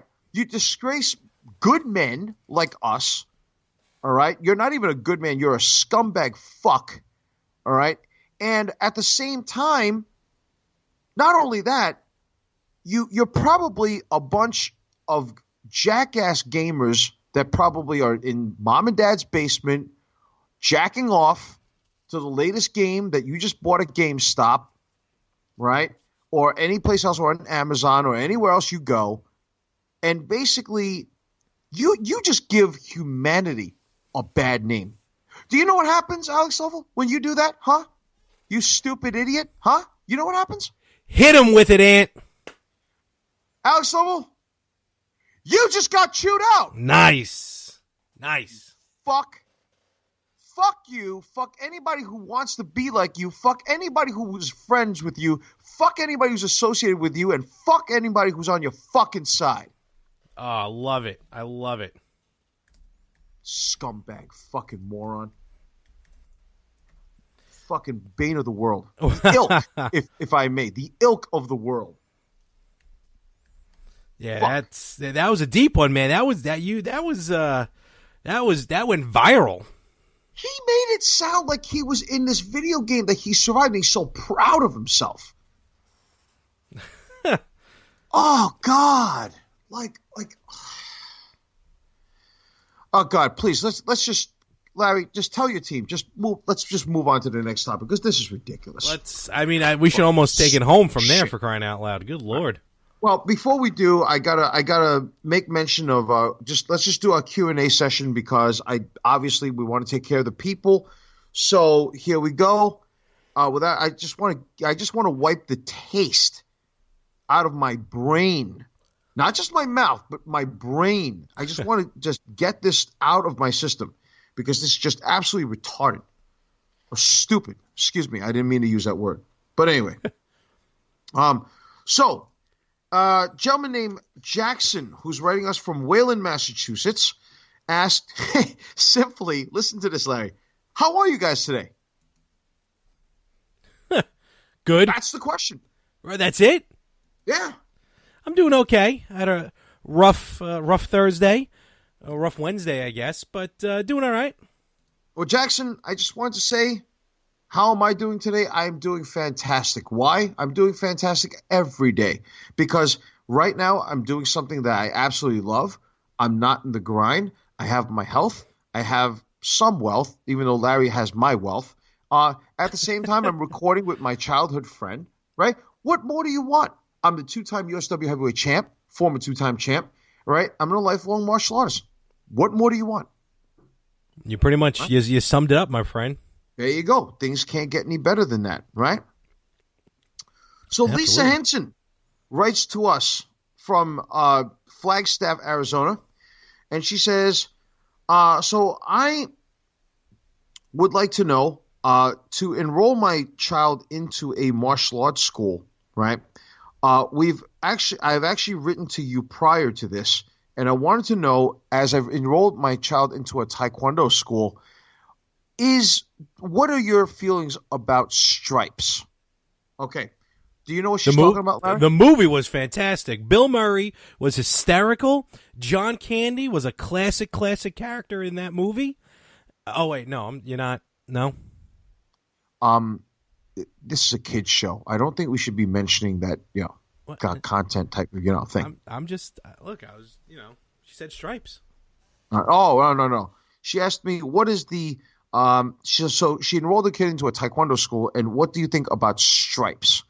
Well, to be very honest with you, I don't want to offend anybody here, but so do you know what stripes are in the martial arts world? I was going to say, it's a wonderful 1980s movie.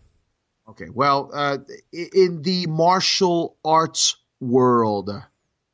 Oh, no, I don't know.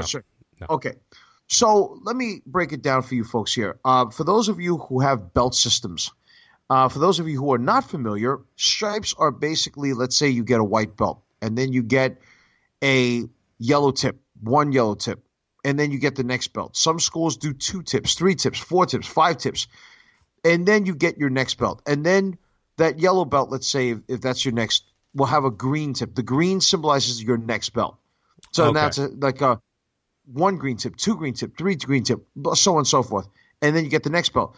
So if I don't see what the purpose of striping is or tipping is, because all it is that you just paid $40 or $50 for a test that you just work your ass off for them to put colored tape around your belt, one side of your belt, not just 2, but one side of your belt. I don't understand what system needs that. So in my mind, why not just give your students the next belt? To me, that's just pimping money out of people, right? Because if you had to pay for that test, I don't understand why you need to do that. If I was in charge of a school, you would have a white belt, and then let's say the next belt is a green belt, right? I'm just throwing it out there. Let's say a green belt. Yeah. The tip should be free, because that should be considered a progress report, kind of to give you an idea of where you're at. Have you earned the stripes to go, or have you earned the tip to go towards the next belt? Mm-hmm. If you haven't earned it, then why should you pay for it? Yeah. And in a lot of these schools, it's non-refundable. So if you're really, and nowadays it's like it's pay to play. Like when I was coming up doing martial arts, you didn't pay to play. Either you did well, you passed, or you didn't pass and you failed. Mm-hmm. There's no possibility of just saying here's my money and then I get my next step. No, you had to work for it. So I don't agree with it, Lisa. I'm personally not a fan of these things. I just really feel that the tips or the stripes on a child's belt is good because it encourages progress, but I don't agree with the idea of, let's say, somebody marketing it and making money out of the deal. Mm-hmm. That's just shit to me. I don't agree with that at all. Sorry. Okay. So, another question, and this is from a reoccurring fan, Mike Fell from Baltimore, Maryland. And guess what? not only did Mike fall, Mike fell and he's okay. Oh, folks, don't forget to tip your waiter at the end of the evening. Yes. So Mike, I'm glad that you're okay, even though you fell, and I hope all's good. But just hang in there, all right? And he says, hey, fellas, love the show. Been listening to it since day one-ish or so. Guess where he got that reference from? I guess he's a wrestling fan, all right? And he says, what kind of equipment do you use for your programming? Larry, you want to take this one? Well, be honest with you, as far as I do the recording on my end here at the Play Show establishment known as the Mormon Compound, more of the same compound. And I use the reason why I have so much money to my name, the reason why banks actually come to me asking me to keep my money with them is because I use a very simple free program to do the recording. It's very much through Spreaker, Spreaker.com. It's a free download. You also download it onto your mobile device. And it's a very simple, intuitive, very straightforward user interface. Skype is built right into it pretty much. And that's really all it is. And myself, I'm using what's called a BC Master mic. This cost 4 digits at least, maybe 5 digits actually. That's how expensive the microphone is. It's actually 4 digits, and there's a period in the middle there. But that's mostly what I use on this end to do the recording. Can I ask you a question? I'd rather you not, but go right ahead. Okay, actually, before you do, let me just give you my equipment here. I am using a Dell laptop. So when we record this, I'm using a Dell laptop. It's an Inspiron. Has an iCore i5. So it's an i5. Has JBL speakers, and but I don't use them. I use a Snowball Blue microphone, which actually is the equivalent to his 4-digit microphone because I actually sound better than he does. But What? I naturally sound better than you do anyway, so it doesn't matter. Can I ask you this question though? You may. Okay. I'm looking at your keyboard there, right? And your brand new monitor, right? You're actually using like a 39-inch monitor or some shit, right? 39-inch monitor. And you have a brand new keyboard on the in front of you there, you know? So why is it sticky? I think we should move on at this point. I believe the next question is... Oh, yes. The next and last question of the day is going to be... You don't get the reference, do you? Of course I do. Do you remember when the New Day were fighting the Vaudevillians and they had their homemade time machine? And they went back in time? Oh, yes. Oh, God, Mickey that was goes terrible. Like this, and he goes, is that your is that your keyboard from your mother's bedroom? He goes, basement. He goes, yeah. He goes, well, why is it so sticky? And he's like, let's just get into the time machine. That's what the reference is. Oh God. All right. But yes, you do have very nice equipment, and don't mean it like that. Pervs. Anyway, last question. It comes from a guy named Jason Jensen, and he comes to us from the Minnesota territory. He says, what's up, fellas? I am 29 years old. I'm doing taekwondo, boxing, and judo. Oh. I am thinking about supplements. Can you recommend any, and what is your take on steroids? Okay, now we got to save a life here, Larry. All right. Number one. Go ahead, sir. No, I was going to say, there's actually I've mentioned it before on the podcast. There's a wonderful documentary, Bigger, Faster, Stronger, about steroids. Both pro and con points to steroids. Personally, I feel, to me, if it's illegal, it shouldn't be in your system. Exactly. How about, Jason, don't do it because it could kill you. It can do a lot of harm to you. You don't know what you're putting in there. And you don't know what this will actually do to you later in life. If you value your life, and we value you as a loyal fan and listener, please don't do it, okay? Because we want to see you around for a long time.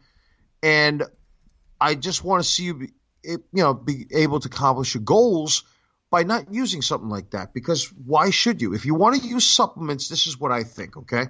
Mm-hmm. When it comes to supplements, I would say to you, protein powders are good, branched chain amino acids are good. Things like that. Anything above that, all this other stuff, it's just not natural, man. And you got to find a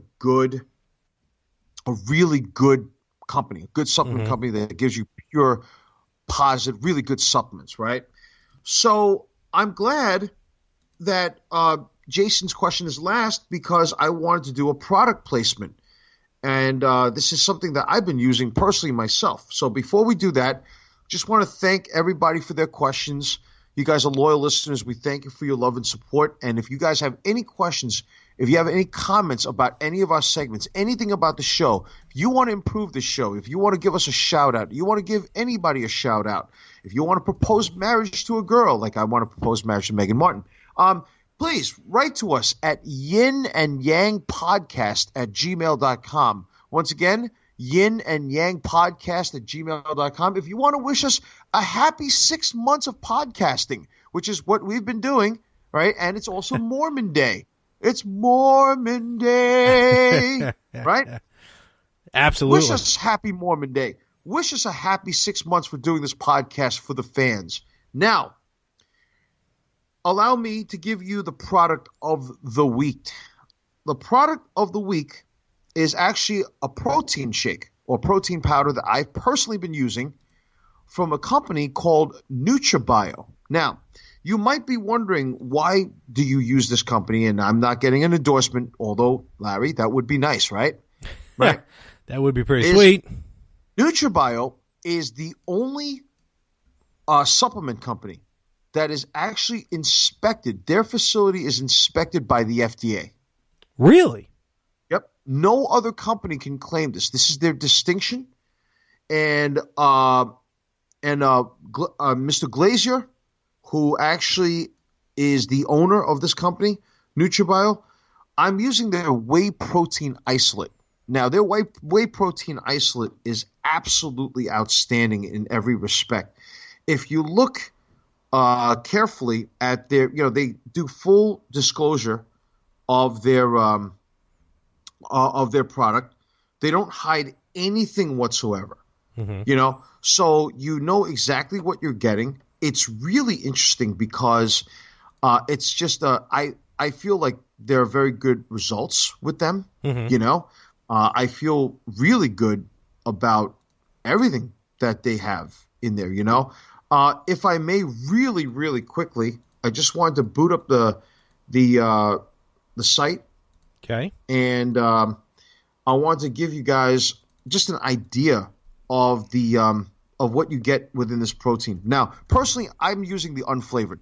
I don't use flavored stuff because a lot of this flavored stuff has like things like sucralose and all this other crap that you really don't need in your body.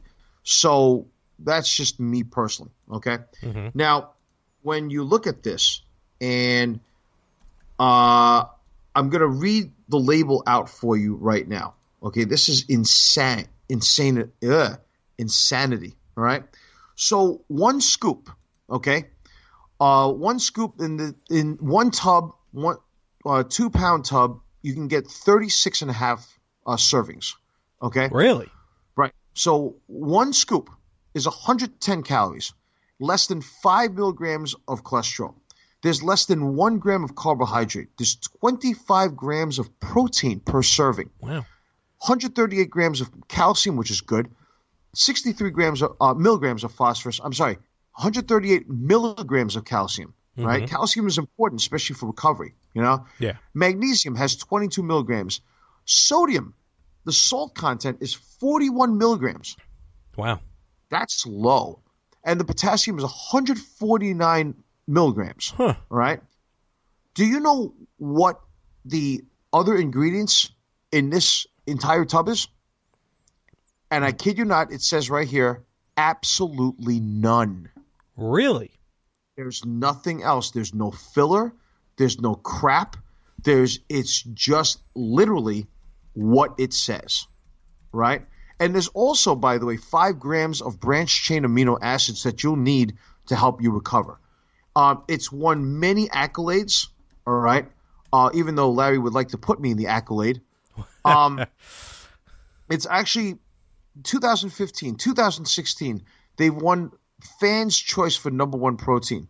There's no spiking. There's no amino spiking, which means that, like, fillers and additives that they can put in there, right? It's a #1 most effective whey protein according to supplement reviews, and they're just outstanding. And, they do it without compromise, and he shows you 2 YouTube videos as to how and why they are absolutely pure. They make this protein, by the way, not in mass production. Really? They do it when you order it, they make it for you. Oh, wow. So basically they cater to each order. You know what I mean? Mm-hmm. And here's the interesting thing. It is expensive. I mean, 5-pound tub, which is what I bought, is $80. Really? I asked them for the Champs discount or a podcasting discount. They wouldn't give it to me. Go figure. But I still like them anyway. They're good people. Fair enough. Right? So there you have it. And that's my product placement. You have anything to plug this week? How was the soda that you bought? Luma. Oh, you know what? It was good. Ensign drank 3 of them. It's like $1.60 something a can too. It's not cheap. How did it taste? Was it good? It was good. It was the lemon lime. I still should have got. It was shame on me. I should have gotten the cola because, lemon lime to me, you can't go wrong with a lemon lime flavor. It's pretty much is what it is. Cola is the true test of a soda because let's face facts: Coke, Pepsi, RC. Come on, you know what I mean? RC not the best cola. But the soda itself is not bad. Now, again, I've said it, and so is the company. They're not promoting this as a health drink. They're not promoting it saying that you should drink it all the time. They say you should drink water all the time. But some of us just like to have a treat. Like you say, like to have a treat, something sweet, something, a little bubbly. And every once in a while wants a soda. So this Luma is just a better replacement for once in a while when you want to have that treat. Not bad. It's 25 calories, 4 grams of sugar. So again, it's not like a diet, but it's better than what's out there. Oh, and absolutely. For lemon lime, and it's like 5 or 6 ingredients. Monk fruit. They sweeten it with honey. And of course the lemon lime and everything. It's not bad. The lemon lime was not bad at all. I will buy another, I'll buy more. I'm down to like maybe 5 cans. I do plan on buying another case, another 12-pack. And I'm going to do the cola because that's the true test. And it's a money-back guarantee, so you really can't go wrong. All right, good. cool. They're a good group. Again, it's pricey. It's $20 for a 12-pack. But again, it's, for those who can afford it. So it's well worth yourself. it. Yeah, I'd like Such as yourself. Of course, I'd like to sponsor them. I'd like to see them. I would like to see them succeed. So it was really good, though. It was really, really good. There you go. All right. Well, my friend, before we wrap this up, a couple of things here. I just wanted to let you guys know that for me, my next public appearance to the masses of commandos and militants will be on August. What am I saying? April 29th at the Chiller Theater convention out in Parsippany, New Jersey, in the Hilton Parsippany, and that is our next stop for me. In the just when we thought we were out, they pull us back in tour. And for Larry, my next stop will be live Sunday, April 8th, 2018, live from the Mercedes-Benz Superdome in New Orleans, Louisiana. WrestleMania 34 will emanate from the wonderful facilities that is, like I mentioned, the Mercedes-Benz Superdome. The WWE Championship will be on the line. As okay, WWE all right. Listen. We're not being endorsed by World Wrestling Entertainment. Okay, stop. All right, we're not. You're not turning into JR in front of my eyes, are you? The in-ring debut of Rowdy Ronda Rousey. Oh, I'm sorry. So I will be down in New Orleans. I'm flying in April 5th, 6th, 7th. Yeah, flying in April 5th, coming home the 12th. So I'm going to be down there for pretty much everything. And then after that, doing Chiller. Actually, we got to buy those tickets. And actually, I'm going to be doing 2 days at Chiller. I do Saturday and Sunday. And then after that, August, I will be live from the Barclays Center for WWE SummerSlam. Doing the 4 shows at SummerSlam. And just the other day, it has been announced and it is official. The Retro Gamers will be going to the Survivor Series from the Staples Center in Los Angeles, California. And the Retro Gamers will, for the first time ever, broadcast live from the City of Angels. Wow. Okay. That is November 18th.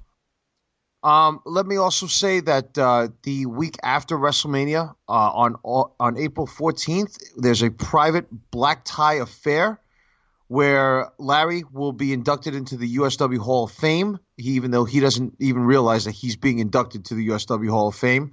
We're going to actually have we were supposed to have Huang chauffeur, but he can't be seen in public. So we got to find somebody else. And Ensign has no license. So we got to find somebody. Jeremiah is he under 8? No, I mean under the aid of Larry what I was trying to say. Because, Larry supports his kid. But anyway, so the point being is that there's a lot going on for our network. Anything else going on with the show? With the other podcasts? Even though Frank doesn't listen to my show and he doesn't plug my show, go ahead, give him a plug. Quite frankly, we have the Retro Gamers, drops every Tuesday, and we're going to be talking this past Tuesday. Me and Anthony talked about, some the top 22 things about the PlayStation you didn't know about.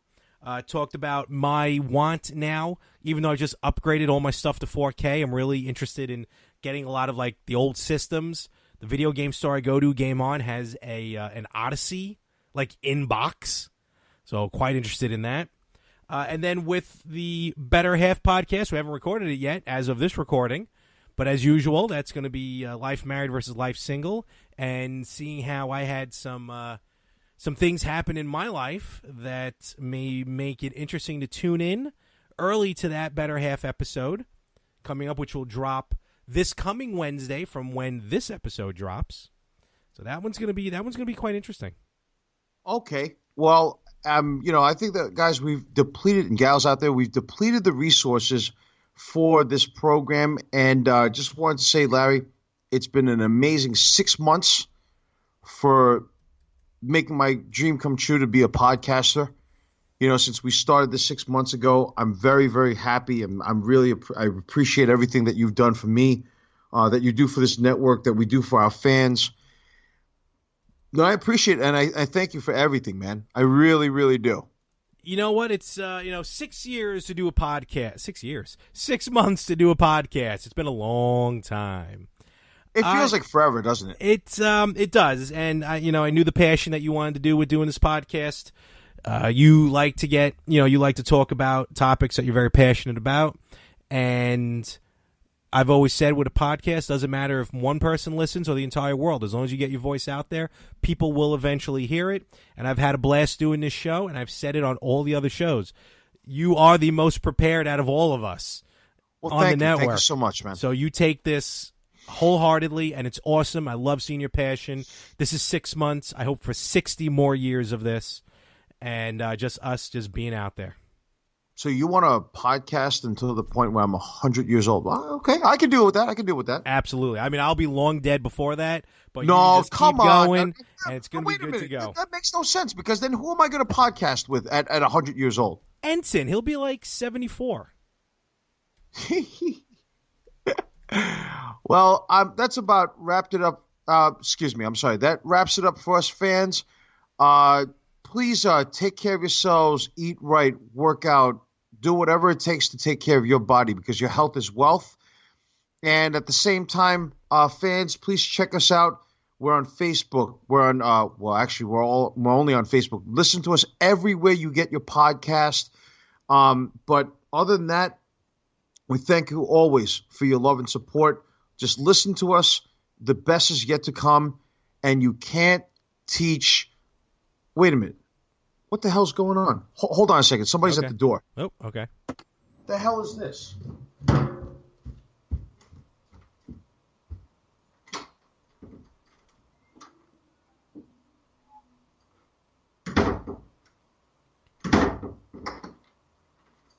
Oh, look who showed back up. Ensign. How are you, buddy? What's going on, Ensign? Hey, I see you have Larry. Larry, he has your ice cream, buddy. He has all the ice cream. It's about time. Everything in his hands, and then let me just see what he's got for you. All right, hold on a second. Okay. Hey, Ensign, you got chocolate, and more chocolate. Awesome. See, he's listening to you. Finally, the kid gets it. Here, come here. Let me show everybody what kind of chocolate ice cream you got for the boss here. You like Halo Top, right? I do. Right, it's very healthy for you. Well, healthier. He's got Halo Top. He has nice. He has at least, I would say, about 20 pints. Wait a minute. What? And Ensign, move that pint there. No, the one on top. The one, yeah. Move that one over. What flavor is that behind that? Did he get a mint? Did he get a cookies and cream? Oh no! Oh wait a minute, Larry. There's an even bigger problem right now. Why are all these pints so light? It's like there's nothing in there. He ate them, didn't he? He ate all of them on the way in. No, come on. Are you serious now? And he left the cookies and cream. Not only that, actually, he left 2 pints. He left 1 cookies and cream and the last chocolate. Well, you know, I'm sorry. What was that, Ensign? Huh? You giving this to me? No, what? Really? You're giving the chocolate to me and you're going to have the cookies and cream? Really? Where's my ice cream? Well, thank you, buddy. Thank you. Sheshini. Holy smokes. Hey, Larry, we're going to go eat some ice cream right now. What? Me and the intern there. So on behalf of of my co-host here, who's actually real pissed right now because he's not getting any ice cream. This is ridiculous. I just want to thank you fans for your love and support. We're going to go eat some ice cream, healthy ice cream, and you can't teach that. Peace.